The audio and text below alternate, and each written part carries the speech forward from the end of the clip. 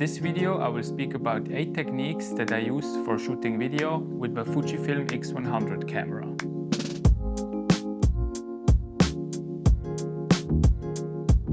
So one of the first questions that came up when shooting video is, how do you record? Do you record in F-Log, in F-Log 2 or even in film simulation? For me this question is answered by film simulations, because I think F-Log is a little bit hard to grade, and also if you like the Fuji colors, why not sticking to one recipe for maybe the weekend or even a whole week of vacation, or another project where you log in before shooting on this specific recipe or film stock that you want to use in this occasion. However, if you want to grade your footage after or are not sure how the footage should look where you produce in these days, then I would say use F-Log. And even if you enjoy just the process of color grading or you want to try out some new styles, then I would say F-Log is a good way to go. Just make sure if you want to shoot in F-Log, then I would heavily suggest that you use the highest bitrate, because I did the mistake in the past where I logged in the megabytes per second for a video of 100, and in film simulation this is not really big of an issue because the Fuji camera renders the colors quite well. But for the F-Log, and if you transfer it afterwards in a color grading process, then it can quickly happen that it falls apart. And just to give your camera the most data to work with, I would say keep that strictly to 200 megabytes per second if you shoot F-Log or F-Log 2. Also, if you got the X100VI, then I would say turn on the view assist. I have here the X100V, where you actually have no view assist, or at least I didn't found how to turn it on. So you will be stuck with just the log image when reviewing your footage, or even while you're recording, you don't really see the colors accurate how they would turn out converted to Rec. 709. And I also found this is a little bit of an issue if you are in a not controlled environment, or maybe you shoot at night with some big influences of street lights or something, then it can quickly happen that your white balance or your colors shift around. If you got the X100VI, it's not an issue, but if you got the X100V, this is even a bigger issue for shooting F-Log. The second technique I want to talk about is a little bit more hands-on, and this is how to actually put your camera somewhere in your hands on a tripod, or what do we do with this small camera that's supposed to be really light and you can bring it everywhere. And the solution for that I will show you right here. And here you see a really small tripod, but what you have here is the head where I can rotate everything around in 360 degrees or almost and fix it.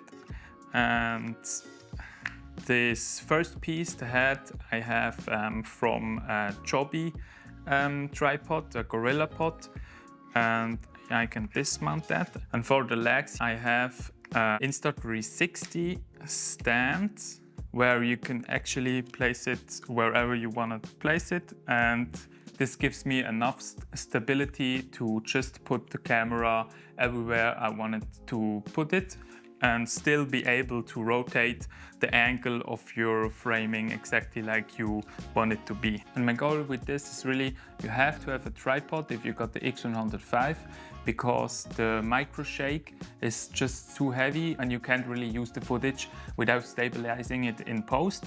And with this little boy you can just place it and your footage is straight out of camera, good to go. With this I think it's a really good combo without getting too heavy.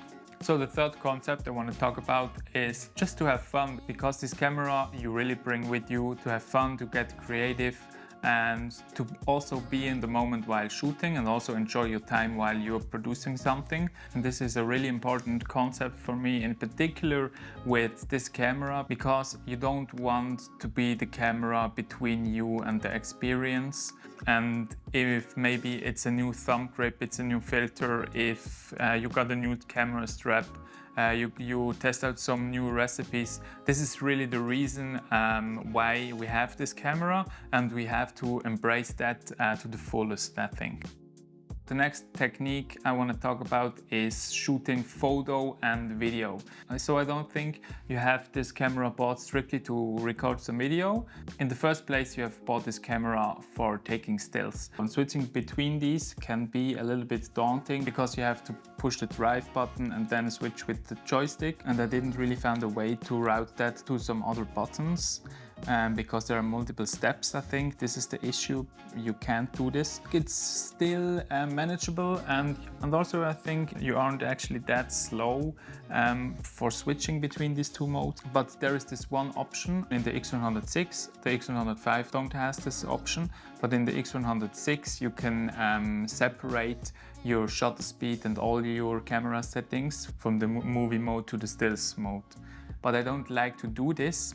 And the reason for that is just if I switch between one mode to the other, and maybe I have some settings from 5 minutes where it was brighter or darker. After the switching, I still have to adjust my settings, and if I'm shooting in movie mode and have the same settings in the photo menu, then I can just switch and got the same image as I got before. Also, if you switch to photo mode and maybe you wanted to higher shutter speed, then you also have to adjust. But I think just to have the most amount of speed when switching, I will keep these settings merged together so I don't miss any shot. And then the next point is what not to do. And I think there is one thing when you shoot with your Fuji X100 camera, what I strictly wouldn't do is panning. And this is just because you have such a small body and you also don't have the widest lens on it, and you're stuck with this lens, and panning like this or like this doesn't really comes out cinematic in my opinion. You would have to have a big tripod with instead of this little mini head, have a cinema head, which would give you a slow and steady pan move. And if you don't have this, I wouldn't do panning. I also am not a fan of panning at all, also with other cameras, as long as it's not done with intention, maybe to opening a scene or reveal a new location or something. And this brings you to the concept number 6, and this is what movements can we even do, because this camera works the best when you put it on a tripod and just roll, or maybe you hold it still and just work as a human tripod. This is also something what I like to do. I think if you had the chance of embed some movement, then it's always good to do this option. And I have 3 movements for you where the X100 still shines. And the first one is just a POV shot, and it's really easy to do because all you have to do is just wherever you go, just point the camera on what you're seeing, or maybe give it someone who is with you, and it's just really a normal movement where you are maybe walking and just pointing where you walk. And I think in some cases this actually comes out pretty good, even if you get some shake. I think sometimes you have to embrace some little bit of camera shake, and I even prefer this look to a strictly gimbal type shot. The second movement I would suggest is just to do some slide movement. This is especially interesting if you got the X100VI, because you have the in-body stabilization and you can do some slide movements, maybe also with this extra stabilization of the camera strap, and you just can do some slide movements, maybe push in, push out, or maybe reveal something, or just to give some cinematic, really subtle movement for your shot.